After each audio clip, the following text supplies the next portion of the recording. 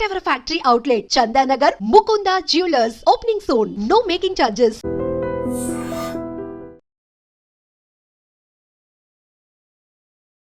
నమస్కారం, welcome to I dream. ధర్మ మార్గం విత్ విజిత కార్యక్రమానికి స్వాగతం.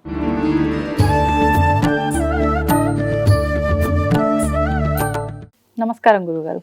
ఓం శ్రీ మహాగణాధిపతయే నమః. గురుగారు, నరదిష్టి వీటి నుంచి బయటపడాలి అని ఇంటికి గుమ్మడికాయ కడుతూ ఉంటారు, పటిక అని చెప్పి, కొబ్బరికాయ, కొంతమంది అలోవేరా ప్లాంట్ కూడా గుమ్మం దగ్గర వేలాడదీస్తూ ఉంటారు.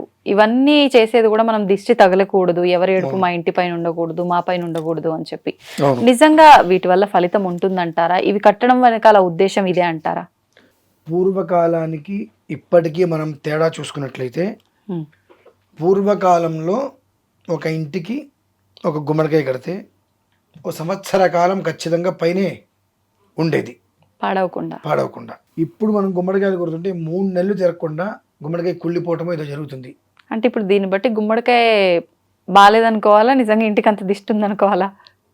వాస్తవం మీరు చెప్పింది, 3 నెలలు ఉండట్లే. దీనికి ప్రధానమైన అంశం ఏంటంటే అమ్మా, మనం గుమ్మడికాయ కడతాం కదా, ఆ గుమ్మడికాయ కట్టడానికి ఉట్టి అనేటువంటిది మనం రెడీ చేసుకుంటాం. అవునండి. ఆ ఉట్టి అనేటువంటిది ఇవాళ దొరికేటువంటివన్నీ కూడా నెగిటివ్ తీసుకునేవి. అవన్నీ పూర్వకాలంలో తాడుతో ఉండేది ఉట్టి, తాడు లాంటి ఒక పదార్థంతో ఉండేది ఉట్టి. అవును. పీచులు అదంతా దానికి ఉండేది. ఇప్పుడు వేస్టేజ్ అయినటువంటి ప్లాస్టిక్, రీసైకిల్ మీద అన్ని చేసి తీసుకొని వస్తున్నారు. ఈ రీసైకిల్ భూమిలోకి వెళ్ళిపోయింది. రీసైకిల్ ప్లాస్టిక్ వృధావతలు పడేసేవన్నీ కూడా చెత్త ఏం చేస్తుంది? చెత్త మీద చెత్తనే తీసుకుంటుంది, మంచిని తీసుకుంటుందా? తీసుకోదు. ఈ మనం గుమ్మడికాయ పెట్టినా, పటిక పెట్టినా, కొబ్బరికాయ పెట్టినా దానికి ఆధారం. మీరు ఫోన్ కొన్నారు, ఫోన్ కొన్నప్పుడు దాంట్లో ఇంత ఛార్జ్ ఉంటుందిగా, ఎంతకాలం వస్తుంది అది? కొన్ని గంటలు అంతే. మరి ఎక్కువసేపు రావాలని ఏం చేయాలి? మళ్ళీ ఛార్జ్ చేయాలి. అంటే దానికి ఏం కావాలి? చార్జర్ కావాలి కదా. అలానే మనం గుమ్మడికాయ పెట్టినప్పుడు కొన్ని మంత్రానుష్ఠానాలు చేసిన తర్వాత వాటిని పెడుతున్నప్పుడు దానికి పెట్టేటువంటి ఆధారం, సపోర్ట్ ఆధారం ఏదైతే కనుక దానికి పెట్టిన ఆధారం ఉంటుందో ఆ ఆధారం కూడా ఒకదానికొకటి సపోర్ట్ తీసుకుంటాయి అవి. ఏంటంటే ఆ మంత్రశక్తి అనేటువంటిది ఆధారం మీదకి వచ్చినప్పుడు దానికి తిర్యంగుముఖం అనేటువంటిది ఏదైతే ఉంటుందో దాన్ని పక్కన పడేసేసి పూర్తిగా కూడా సర్క్యులేషన్ తీసుకుంటుంది అది. ఈ తాడేం చేస్తుంది అని అంటే, కింద ఉన్నటువంటిది దానికి పసుపురాశి మొత్తం పెడతాం కదా, పరిసరాల్లో ఉండేటువంటి ఖచ్చితమైన పాజిటివ్ దైవ శక్తి అనేటువంటిది ఏదైతే ఉంటుందో దాన్ని లాక్కుంటుంది అది ఎక్కువగా. అంటే మన ఇంట్లో పూజ చేస్తూ ఉంటాం, ఇంట్లో మనం పూజ చేసుకుంటాం ప్రతిరోజు. ఆ పూజకు వచ్చేటువంటి శక్తి మొత్తం తాడు లాక్కుంటుంది. ఆ తాడు లాక్కొని ప్రతిరోజు ఆ గుమ్మడికాయ శక్తిని ఇస్తూ ఉంటుంది. గుమ్మడికాయకి మనం గుళ్ళో యంత్ర ప్రతిష్ఠ చేస్తాం, రోజు అర్చన చేస్తూనే ఉంటాంగా. అర్చన చేస్తున్న కొద్దీ ప్రతిష్ఠ చేసినటువంటి మూర్తి మొహంలో ఒక మంచి కళ ఏర్పడుతుంటుంది. అలానే మనం ఆ ఆధారం అనేటువంటిది తాడు ఏదైతే ఉంటుందో, పెయిన్ అయితే ఉంటుంటుంది, దాంతో కట్టేసినప్పుడు గుమ్మడికాయ కావచ్చు ఏదైనా, ఇది మనకు తీసుకుంటే ఈ మంత్రం ప్రతిరోజు చేసేటువంటిది ఆ తాడు నుంచి సర్క్యులేషన్ అయ్యి చక్కగా ఒక రకమైన వైబ్రేషన్ వచ్చి గుమ్మడికాయకి ఎక్కువ కాలం మన్నిగ్గా ఉంచి ఆ తర్వాత అది కుచించుకుపోతుంది, అంటే ఎండిపోయి. కానీ ఇప్పుడు చూడండి, ఈ ప్లాస్టిక్ వాటిలో పెడుతుంటే 2 నెలలు 3 నెలలకి కుళ్ళిపోయి అది కారిపోతూ ఉంటుంది కిందకి. అవును. ఇద్దరమైన కంపు కొడుతూ ఉంటుంది. ఈ ప్లాస్టిక్ ఏం చేస్తుంది? కనిపించిన నెగిటివ్ని మొత్తం లాక్కుంటుంది అది కుటుంబానికి. దారిని పోయి దరిద్రాన్ని నెత్తిని పెట్టుకున్నారంటారు చూసారండి, అలా దారిని పోయేటువంటి అన్ని రకాల నెగిటివ్లు తీసుకొచ్చి అది లాక్కుంటుంది. లాక్కున్న గుమ్మడికాయకి ఏమి ఇస్తుంది? నెగిటివ్నే ఇస్తుంది. దానివల్ల ఇవాళ 100 మంది ఇళ్ళకి గుమ్మడికాయలు కొడితే 98 మంది ఇళ్ళకి గుమ్మడికాయలు కుళ్ళిపోతున్నాయి, కుచించుకుపోవట్లా. గమనించండి. అవి మామూలుగా అయితే కనుక గుమ్మడికాయ డొల్లలా అయిపోతాయి, మొత్తం అంతా లోపల మొత్తం ఎండిపోయి. అంటే మీరు ఆ పాజిటివ్ మంత్ర ప్రభావం జరుగుతూ ఉన్నప్పుడు, నెగిటివ్ శక్తి వచ్చినప్పుడు దాని మీద తగిలినప్పుడల్లా కొంచెం కొంచెం కొంచెం కొంచెం ఎండి గుమ్మడికాయ అలానే ఉంటుంది, ఎండిపోతుంది.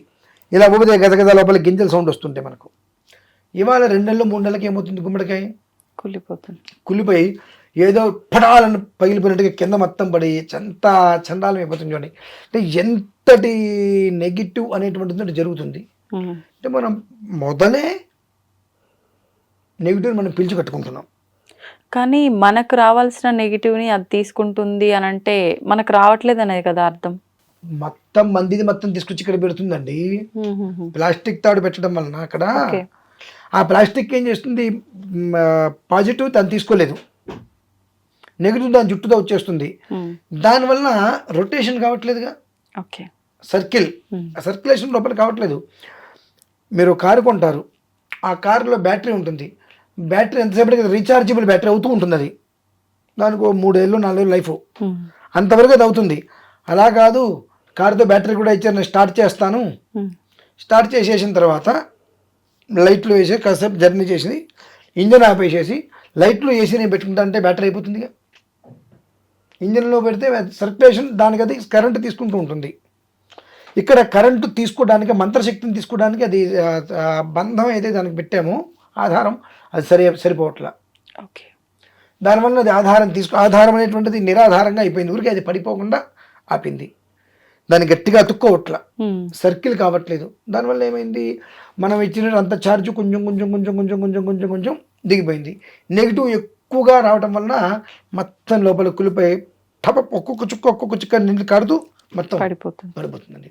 కాబట్టి ఆధారం మనం ఆలోచించాలి. మనకు ఆధారం ఏంటి, సరిగా ఆధారం మనం చేస్తున్నామా, ఏదో ఒకటిగా మనం పెట్టుకుంటున్నామా, ఏదో ఒకటి అని చెప్పి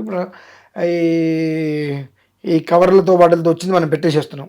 అది ఎంతవరకు కరెక్ట్ అనేటువంటి విషయం మనం తెలుసుకోవాలి. అలాగే కొబ్బరికాయ కూడా మీరు 2 కొబ్బరికాయలు తీసుకొచ్చి ఒకటి ఇంట్లో ఒకటి గుమ్మానికి కట్టండి.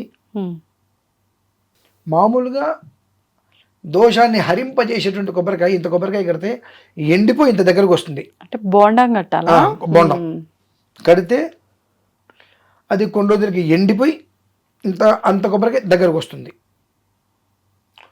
ఓ సంవత్సరం పాటు ఇంచుమించుగా ఉన్న తర్వాత లోపల గడగడ సౌండ్ వచ్చేటట్టుగా కుడిని వస్తుంది.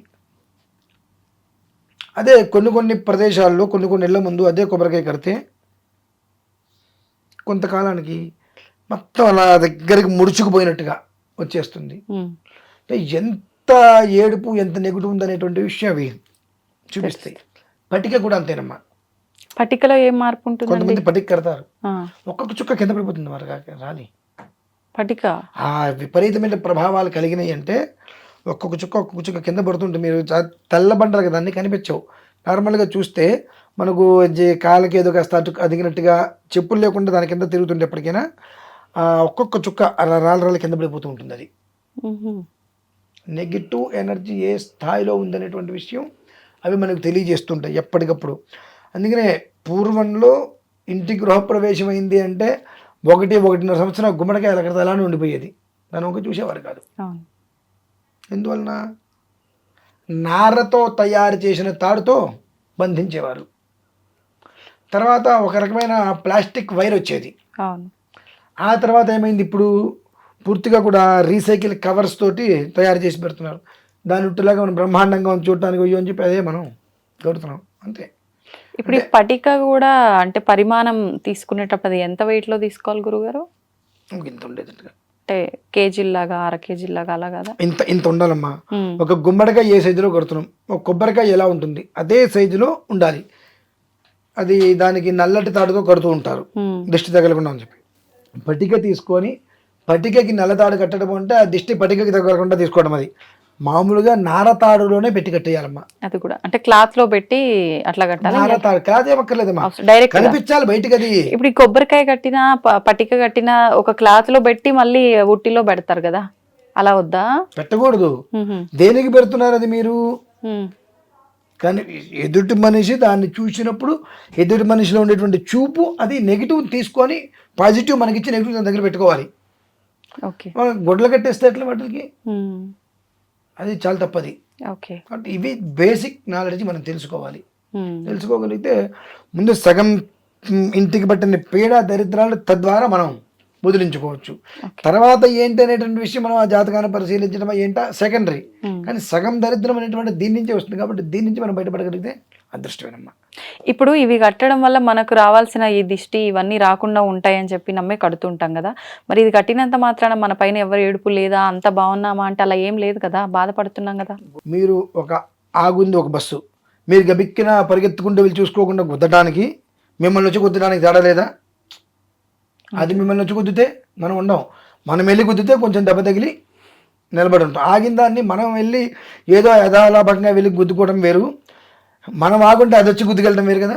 ఈ రెండింటికి ఎంత డిఫరెంట్ ఉంటుందో దానికి దీనికి ఎంతేనమ్మా. ఓకే, అది అంటే తెలుసుకోవాలి. జరగాల్సిన ఆ పరిస్థితి ఏదైతే ఉందో ఎక్కువ జరగాల్సిన తక్కువలో పోతుంది. అంత కర్మ ప్రార్థం ఆ మాత్రం అనుభవించవలసిందే, అది పరిస్థితి. ధన్యవాదాలు గురుగారు.